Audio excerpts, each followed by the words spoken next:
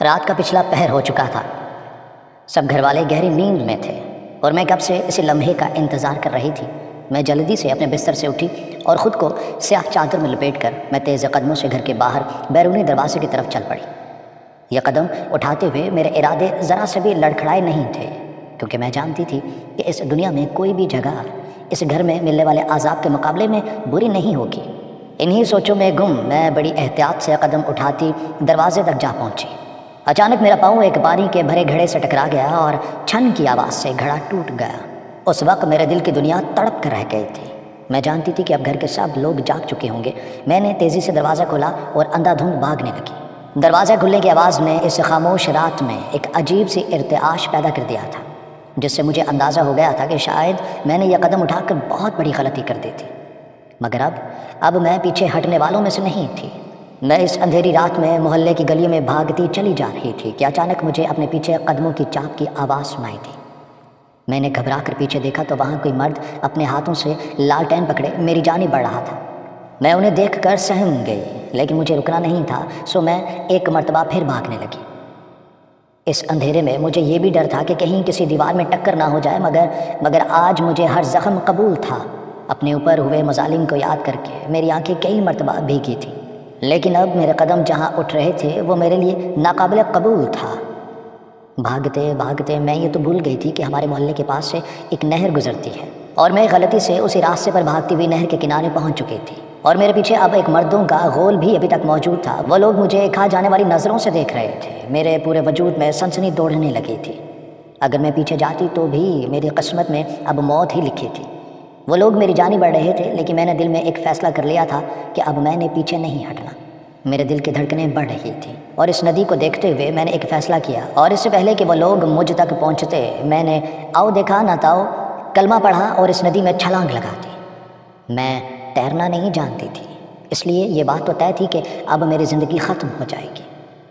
سردی کی راتوں میں وہ پانی کسی برف سے کم نہیں لگ رہا تھا۔ پانی کے اندر جاتے ہی مجھے لگا جیسے میرا پورا وجود جم گیا ہے اور میری سانسیں رک رہی ہیں۔ بہت تکلیف ہوئی تھی، بہت زیادہ۔ یوں لگ رہا تھا جیسے جسم سے جان ہی نکل گئی ہو۔ دماغ کی نسیں پھٹ رہی تھیں اور آنکھیں بند ہو رہی تھیں، شاید میں مر چکی تھی۔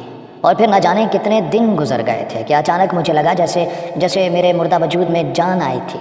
میں سمجھ نہیں پا رہی تھی کہ یہ میری روح ہے یا میرا اپنا وجود ہے۔ آنکھوں پر منو بوجھ محسوس ہو رہا تھا۔ ڈھیروں ہمت جٹا کر میں نے اپنی آنکھیں کھولیں تو پورے وجود میں حرارت محسوس ہوئی۔ تب مجھے اپنے وجود کے زندہ ہونے کا احساس ہوا، لیکن آنکھیں کھولتے ہی میرے سامنے جو منظر تھا اسے دیکھ کر میری روح کانپ گئی تھی، اور میرے اس آدھ مردہ وجود میں جیسے ایک دن روح پھونک دی گئی تھی۔ میں ایک دم تڑپ کر اٹھ بیٹھی تھی۔ میرے ارد گرد کئی مرد بیٹھے تھے جن کے چہرے عجیب سیاہ رنگت کے تھے، اور ان کی اس سیاہ رنگ میں عجیب سا ایک خوف مجھے اپنے لیے نظر آ رہا تھا۔ انہیں دیکھ کر مجھے کراہت اور خوف کی ملی جلی کیفیت محسوس ہونے لگی تھی۔ وہ لوگ آپس میں کوئی بات کر رہے تھے، لیکن میں ان کی زبان سمجھ نہیں پا رہی تھی۔ وہ میری جانب دیکھتے ہوئے ہنس رہے تھے اور آپس میں عجیب و غریب نظروں کا تبادلہ کر رہے تھے۔ شاید وہ لوگ مجھے ندی سے بچا کر لائے تھے۔ میں ایک دم سہم سی گئی تھی، اور میں نے اپنے پورے وجود کو ان وحشیوں سے بچانے کے لیے اپنے آپ کو سمیٹ لیا۔ وہ لوگ یوں ہی مجھے دیکھ کر ہنستے ہوئے وہاں سے چلے گئے۔ ان کے جاتے ہی مجھے تھوڑا سا سکون محسوس ہوا، لیکن وہ جگہ کوئی بڑی ہی پرانی کوٹری معلوم ہوتی تھی۔ میں وہاں سے نکلنا چاہتی تھی، لیکن میرے جسم میں اتنی سکت باقی نہیں تھی کہ میں وہاں سے بھاگ سکوں۔ اپنی بے بسی پر میری آنکھیں ایک مرتبہ پھر نم ہوئی تھیں۔ میں اٹھنے کی ہمت کرنے ہی والی تھی کہ اتنے میں ایک عورت کوٹری میں داخل ہوئی۔ اس کا حلیہ بھی انہی مردوں سے ملتا جلتا تھا۔ سیاہ رنگت، ادھ پھٹا لباس اور بکھرے بالوں کی تیل سے اٹی ہوئی چوٹی، اور دوپٹہ سر پر ایسے لیا تھا کہ آدھا سر پر تھا اور آدھا کاندھے پر، اور اس کے پورے وجود سے ایک عجیب سی بو نمودار ہو رہی تھی۔ اس عورت نے میرے پاس سے کھانا لا کر رکھا تو میں جیسے صدیوں سے بھوکی تھی کھانے پر ٹوٹ پڑی۔ کھانا کھانے کے بعد مجھ میں ذرا سی جان آئی تھی، لیکن ابھی اتنی ہمت نہ تھی کہ کوئی پرزور احتجاج کر سکوں۔ کھانا کھانے کے بعد اس عورت نے مجھے ایک لباس دیا جس کی حالت تقریباً ویسے ہی تھی جیسا لباس اس نے پہن رکھا تھا، اور ساتھ ہی اس نے یہ حکم بھی صادر فرما دیا کہ میں یہ لباس پہن لوں۔ میری آنکھیں حیرت سے پھٹی کی پھٹی رہ گئی۔ میں کیسے اس قسم کا غلیظ لباس پہن سکتی تھی؟ میں نے احتجاجاً نفی میں سر ہلا دیا تو اس عورت نے کسی وحشی درندے کی طرح مجھ پر جھپٹا مارا اور مجھے بالوں سے پکڑ لیا، اور ساتھ ہی بولی کہ تیرے پاس اس کے علاوہ کوئی چارہ نہیں ہے، چپ چاپ یہ لباس پہن اور جو میں کہتی ہوں وہ کر۔ اس کے ہاتھوں کی گرفت نے میرے پورے وجود میں تکلیف برپا کر دی تھی۔ میری آنکھیں درد کے مارے آنسو بہا رہی تھیں، لیکن اسے اس چیز سے کوئی غرض نہیں تھی۔ میں نے درد کو برداشت کرنے کے لیے ایک دم آنکھیں موند لیں۔ اب مزید میں کوئی حرکت نہیں کر پا رہی تھی۔ تبھی اس نے اپنا ہاتھ میرے بالوں سے ہٹا لیا۔ میں نے اپنی شفا اسی میں سمجھی کہ میں یہ لباس پہن لوں۔ میں خاموشی سے اٹھ کر کمرے میں ہی لگے ایک پردے کے پیچھے چلی گئی۔ میری آنکھیں تکلیف کے مارے مسلسل بہتی جا رہی تھیں اور میرے قدم مسلسل لڑکھڑا رہے تھے، مگر میں نے وہ کپڑے بنا کسی عجلت کے پہن لیے۔ جب میں پردے سے باہر آئی تو وہ عورت جلدی سے میری جانب بڑھی اور اس نے میرے منہ پر کچھ کالک لگا دی۔ اس کے ہاتھوں کی گرفت اتنی سخت تھی کہ میرے وجود میں اس سے بقا حاصل کرنے کی جرت ہی نہیں ہو پائی۔ وہ سب لوگ سیاہ رنگت کے تھے اور اب میں بھی سیاہ ہو چکی تھی۔ اور پھر اس نے مجھے کچھ بڑے بڑے موتیوں سے اٹے ہار دیے اور کہا کہ اے لڑکی، انہیں اپنے گلے میں پہن لے۔ اس کی بھاری آواز نے میرے کانوں کے پردے ہلا دیے تھے، لیکن میرے ذہن میں ایک گھنٹی بج رہی تھی جو مجھے آنے والے بڑے خطرے کا اشارہ دے چکی تھی۔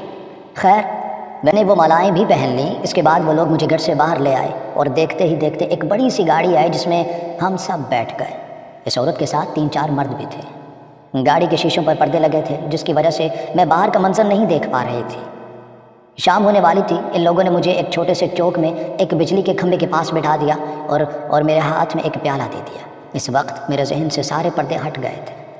میں جان گئی تھی کہ یہ لوگ بیکاری ہیں اور اب مجھ سے بھی یہی کام کروانا چاہتے ہیں۔ میں مسلسل خوف کے مارے ادھر ادھر دیکھ رہی تھی، لیکن مجھے مجبوراً یہ سب کرنا تھا کیونکہ اس گروہ کے بہت سے لوگ میرے ارد گرد کسی نہ کسی بھیس میں موجود تھے۔ اس لیے میرے پاس فرار کا کوئی راستہ نہیں تھا۔ لوگ آتے جا رہے تھے، کوئی 10 دے کر جاتا تو کوئی 20 روپے یا 50 دے کر چلا جاتا۔ اور اسی دوران کئی بدماش لڑکے بھی آئے جنہوں نے میرے سامنے پیسوں کے بہانے کوئی معنی خیز اشارے اور نازیبا حرکتیں بھی کیں، مگر میں بالکل کسی سکت وجود کی طرح اپنی جگہ سے ٹس سے مس نہیں ہوئی۔ بے بسی اور خوف کا عالم ایسا تھا کہ کسی بھی انسان کی روح کانپ جائے۔ رات کے تقریباً 9 بج رہے تھے جب ایک مرتبہ پھر وہی گاڑی آئی اور اس عورت نے مجھے اس گاڑی میں بٹھایا اور ہم لوگ پھر واپس کوٹری میں آ گئے۔ تھوڑی ہی دیر بعد وہی عورت کمرے میں داخل ہوئی۔ اس کے ہاتھ میں ایک نارنجی رنگ جا خوبصورت لباس تھا جو اس نے مجھے پہننے کو دیا۔ میں جلدی سے اٹھی، ہاتھ منہ دھویا اور وہ کپڑے بدل لیے، اور اب مجھے کچھ سکھ کا سانس آ رہا تھا۔ مگر اگلے ہی لمحے مجھ پر ایک اور قیامت ٹوٹ پڑی۔ اس وقت کمرے میں ایک آدمی داخل ہوا جسے دیکھ کر میرے پیروں تلوں سے زمین نکل گئی تھی۔ میں سوچ بھی نہیں سکتی تھی کہ میرے ساتھ ایسا بھی ہو سکتا ہے۔ میرے وہم و گمان میں بھی نہیں تھا کہ میں اس طرح رسوا کی جاؤں گی۔ اس پورے وقت میں اب مجھے اپنی غلطی کا شدت سے احساس ہو رہا تھا کہ کاش میں نے وہاں سے بھاگنے کی غلطی نہ کی ہوتی تو میرا ماضی میرے حال سے کئی درجے بہتر ہوتا۔ وہ ماضی جسے میں روند آئی تھی بار بار میرے ذہن کی کھڑکیوں پر دستک دے رہا تھا۔ ابھی چند سالوں پرانی ہی تو بات ہے، میرے 4 بھائی تھے، اماں ابا اور ہم سب ہنسی خوشی زندگی گزار رہے تھے۔ آہستہ آہستہ سب بھائیوں کی شادی ہو گئی۔ بھابیاں ہر وقت اماں سے لڑتی رہتی، یہی وجہ تھی کہ کوئی بھابھی بھی چند ماہ سے زیادہ ہمارے ساتھ نہیں رہی تھی۔ سب اپنے اپنے گھر کی ہو گئی تھی، بھائی انہیں لے کر الگ گھر میں رہنے لگے تھے۔ اس وقت میں 12 سال کی تھی جب ابا کا انتقال ہو گیا۔ اماں ہر وقت بیمار رہنے لگی تھی۔ اب مجبوراً مجھے گھر کا سودا سلف لینے باہر جانا پڑتا تھا۔ میرا رنگ کپاس کے گولے کی طرح سفید تھا اور حسن تو جیسے مجھ پر ٹوٹ کر اترا تھا۔ یہی وجہ تھی کہ اماں مجھے گھر سے باہر نہیں جانے دیتی تھی، اور اب جب میں باہر جاتی تو ہمارے محلے کے لڑکے مجھے عجیب نظروں سے دیکھتے اور آوازیں کستے تھے۔ لیکن ماسی امیرہ جو میری امی کی بہت اچھی سہیلی تھی، ان کا بیٹا ہمیشہ لڑکوں کو روکتا کہ اس طرح کی حرکتیں نہ کرو۔ مجھے اس کی یہ عادت بے حد لبھاتی تھی۔ ایک روز ماسی امیرہ نے مجھے کہا کہ بیٹا تم گھر رہا کرو، کوئی بھی سودا لینا ہو مجھے بتا دیا کرو، میں لا دوں گی۔ ان کی اس بات کے بعد میں زیادہ تر وقت گھر پر ہی گزارتی تھی۔ اکثر وہ آصف کے ہاتھ ہی سودا سلف بھجوا دیتی تھی، جس پر بھی محلے والے باتیں کیا کرتے تھے۔ آصف کے لیے میری پسندیدگی بڑھتی ہی چلی جا رہی تھی۔ ایک روز اچانک میرے 4 بھائی خون بھری نظریں لیے گھر میں داخل ہو گئے، اور وہ ایک ایسا بھیانک اتفاق تھا کہ آصف بھی اسی وقت سودا لے کر نکلا تھا۔ بھائیوں کو اس قدر تیش میں دیکھ کر میرے ہاتھوں سے سبزی کا شاپر گر گیا اور سارا سامان بکھر گیا۔ بھائیوں نے آؤ دیکھا نہ تھا اور جانوروں کی طرح مجھ پر برس پڑے۔ میں زور زور سے چیخ رہی تھی اور اپنے آپ کو بچانے کے لیے احتجاج کر رہی تھی۔ وہ لوگ بار بار یہ کہہ رہے تھے کہ تجھ میں ذرا غیرت نہیں ہے، تو نے ہماری عزت مٹی میں ملا دی ہے، کس کے ساتھ نین مٹکا کرتی پھرتی ہے تو۔ اور پھر ساتھ ہی وہ ایسے الفاظ استعمال کر رہے تھے کہ کوئی بھی عام انسان سنے تو کانوں کو ہاتھ لگائے بنا نہیں رہ پائے گا۔ ابھی وہ مجھ پر برس ہی رہے تھے کہ اچانک گھر میں ماسی امیرہ داخل ہوئی اور مجھے میرے وحشی بھائیوں سے بچاتے ہوئے بولی کہ تم لوگوں کو ذرا شرم نہیں آتی؟ اس وقت تم لوگوں کی غیرت کہاں تھی جب تم سب اپنی بیویوں کے قدموں میں ڈھیر ہو گئے تھے؟ اس وقت تو کسی نے اپنی بیمار ماں اور جوان بہن کی خبر تک نہیں لی تھی، اور اب تم سب کو عزت کا خیال آ رہا ہے۔ ان کی باتیں سن کر میرے سب بھائیوں کے ہاتھ رک گئے تھے۔ تب امیرہ بولی کہ میرا بیٹا آصف تو صرف سبزی دینے آتا ہے، اور وہ بھی میرے کہنے پر آتا ہے، اور جن بہنوں کے تم جیسے بھائی ہوں ان بیچاروں کو کسی نے تو سہارا دینا ہے۔ اتنی ہی تم لوگوں کو جو اپنی غیرت کی پرواہ ہے تو اس کی شادی کر دو نا۔ یہ سن کر میرے بھائیوں کے منہ اور ہاتھوں پر تو جیسے تالے پڑ گئے تھے، اور میں بیچاری دور کھڑی بلک بلک کر رو رہی تھی۔ ماسی امیرہ نے مجھے سینے سے لگایا اور بہت پیار کیا۔ وہ سب اسی تیش میں گھر سے نکل گئے۔ وہ پورا دن اور رات میں اپنی ماں کے قدموں میں بیٹھی روتی رہی۔ میری ماں بیچاری نم آنکھیں چھت پر ٹکائے خاموشی سے لیٹی تھی۔ وہ بھی کیا کر سکتی تھی، ان میں تو بولنے کی سخت بھی باقی نہیں تھی۔ اگلے ہی روز میرے بھائیوں نے مجھ پر حکم صادر فرما دیا کہ تمہارا شام کو نکاح ہے۔ میں نہیں جانتی تھی کہ مجھے کس کے ڈولی میں بٹھایا جا رہا ہے۔ شام کو بھابھیوں نے مجھے نیا جوڑا پہنایا، ہلکا سا میک اپ کیا، اور پھر میرا نکاح پڑھوا کر مجھے رخصت کر دیا گیا۔ میرا دکھ صرف میری ماں ہی سمجھ سکتی تھی۔ میں اپنی نیم مردہ ماں کے گلے لگ کر نہ جانے کتنی دیر روتی رہی۔ خیر اب میں پیا دیس جا رہی تھی، جہاں جانے کے لیے لڑکیوں نے نہ جانے کتنے خواب آنکھوں میں بسائے ہوئے ہوتے ہیں۔ دلہے نے چہرے پر سہرا پہن رکھا تھا، اس لیے میں اسے دیکھ نہیں پائی تھی۔ مجھے ایک بڑی سی گاڑی میں بٹھا کر لے جایا جا رہا تھا، جس سے یہ تو اندازہ کیا جا سکتا تھا کہ میرے بھائیوں نے کسی کھاتے پیتے گھر میں میری شادی کی ہے۔ وہ گاڑی ایک محل نما گھر کے سامنے رکی تھی۔ اس گھر کو دیکھ کر ایسے لگ رہا تھا جیسے وہ کسی بہت بڑے زمیندار کا گھر ہو۔ گاڑی کے رکتے ہی کسی نوکر نے آ کر دروازہ کھولا اور میں شہزادیوں کی طرح گاڑی سے اتری۔ ایک نوکرانی آگے آئی اور مجھے اپنے ساتھ عالی شان کمرے میں لے گئی۔ وہ کمرہ خوبصورت گلابوں اور برقی کمکموں سے سجایا گیا تھا، اور بیڈ پر جا بجا پھولوں کی پنکھڑیاں بکھری ہوئی تھیں۔ میں بیڈ پر بیٹھی تھی، دل میں کئی ارمان اور آصف کی یادیں یوں ہی قائم تھیں کہ اچانک دروازہ کھلا اور دلہا اندر داخل ہوا۔ سست روی سے چلتا ہوا وہ میرے پاس آ کر بیٹھا، لیکن اگلے ہی لمحے میرے اوپر ایک پرزور بجلی آ گری تھی۔ اس شخص نے جیسے ہی اپنا چہرہ ہٹایا میرا دماغ بالکل ششدر رہ گیا۔ وہ کوئی 50 سالہ بڈھا تھا جس کے سر پر ایک بھی بال نہیں تھا، اور وہ مسکرا کر میری جانب دیکھ رہا تھا۔ اسے دیکھتے ہی میری تو چیخ ہی نکل گئی تھی۔ میں سوچ بھی نہیں سکتی تھی کہ قسمت میرے ساتھ اتنا بڑا مذاق بھی کر سکتی ہے۔ اس سے پہلے کہ وہ شخص اپنے غلیظ ارادوں کی تکمیل کی خاطر میری جانب ہاتھ بڑھاتا، میں تیزی سے کمرے سے باہر بھاگ آئی اور ساتھ والے کمرے کا دروازہ کھول کر اس میں چلی گئی۔ وہاں شاید اس کی ماں سوتی تھی۔ وہ مجھے دیکھ کر ایک دم گھبرا گئی۔ میں ان کے قدموں میں گر گئی اور رونے لگی۔ میں نے کہا کہ خدا کے لیے اماں مجھے بچا لیں، میں اس کمرے میں نہیں جاؤں گی۔ میری ساس انتہائی خدا ترس عورت معلوم ہوتی تھی، سو اس نے مجھے سینے سے لگا کر پیار کیا اور اپنے پاس سلا لیا۔ میں نے اپنی ساس سے کہا تھا کہ مجھے ڈر لگتا ہے، میں آپ کے پاس ہی سوؤں گی۔ انہوں نے میرے شوہر کو بھی سمجھا دیا تھا کہ نازیہ ابھی بچی ہے، اسے شادی بیاہ کی ذمہ داریوں کا زیادہ معلوم نہیں ہے، اس لیے اسے یہیں سونے دو۔ یہ سن کر میرے شوہر نے کوئی بڑا رد عمل نہیں دیا اور خاموش ہو گیا۔